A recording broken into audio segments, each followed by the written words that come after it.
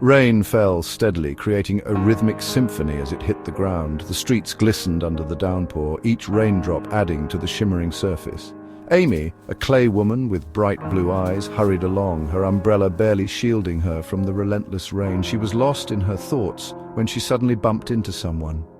"Oh, sorry," she exclaimed, looking up. A clay man, tall with kind eyes, smiled warmly at her.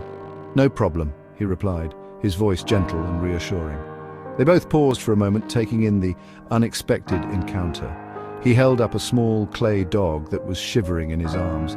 "I found this little guy wandering around. Lost, I think," he said, concern evident in his eyes. Amy saw the dog shivering and felt a pang of sympathy. "Poor thing," she said softly, reaching out to gently pet the dog. "We need to find its owner." Together they began searching for the dog's owner, asking passers-by and looking around the nearby shops. The rain gradually slowed and then stopped, leaving the air fresh and cool. Sunlight glinted off the wet pavement, creating a beautiful sparkling effect. Despite their efforts, they still hadn't found the dog's owner. Amy and the man looked at each other, a silent understanding passing between them. They both felt a connection, something significant that went beyond the search for the dog's owner. In that moment, they both knew this was a beginning. Chance encounter on a rainy day had brought them together, and it felt like the start of something special. They met every day at the park bench, a place that had become their sanctuary amidst the hustle and bustle of life. He was a baker, his name was Tom. Every morning he would rise before the sun, kneading dough and crafting pastries. His hands, dusted with flour, always smelled like fresh bread, a comforting aroma that lingered in the air. Amy was a writer, her mind always brimming with stories. She told Tom stories, her words painting pictures in the air, weaving tales of far-off lands and fantastical adventures.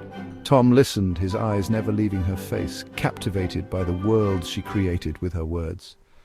The little clay dog, now named Pip, sat at their feet, a silent witness to their growing affection. With every laugh, every shared glance, their bond grew stronger, a connection that seemed to defy the very fabric of time.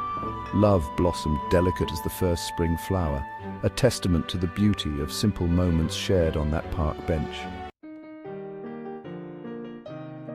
They'd built a world together made of clay, a tiny house with a red roof filled with miniature books and a miniature oven for Tom. One day, Tom got down on one knee. In his hand, a tiny ring formed from a single red berry. "Amy," he began, his voice thick with emotion.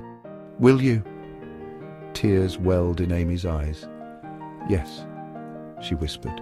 The word echoed around their small, perfect world, full of promise and hope. Section 4. The Storm and the Shadow. A storm raged, its fury unmatched. The wind howled like a wild beast, and the sky was a canvas of dark, swirling clouds. Thunder roared, shaking the very foundation of their tiny home. Rain lashed against the windows of their tiny home, each drop a hammering reminder of the chaos outside. The storm seemed relentless, as if it had a personal vendetta against the world. Inside, a shadow fell over Amy's heart, a darkness that seemed to grow with each passing moment. She felt an overwhelming sense of despair, as if the storm outside had found a way into her very soul. She was crumbling, pieces of her flaking away like fragile clay. Every breath was a struggle, every heartbeat a reminder of her fragility.